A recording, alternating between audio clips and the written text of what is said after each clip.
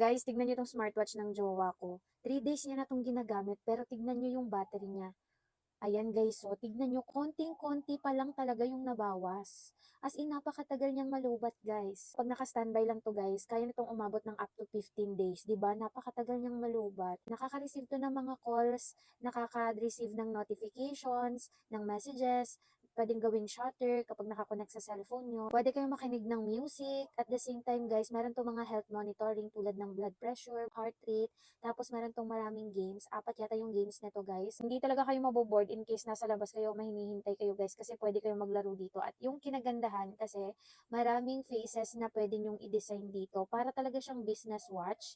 Ayan, tignan niyo guys, parang normal na business watch kapag hindi niyo siya sinwipe. Pero pag sinwipe niyo siya, ayan, nagiging smartwatch siya. 'Di ba ang ganda? Perfect talaga 'to panregalo sa mga jowa niyo, papa, tito, kung sino man diyan na gusto niyong pagbigyan.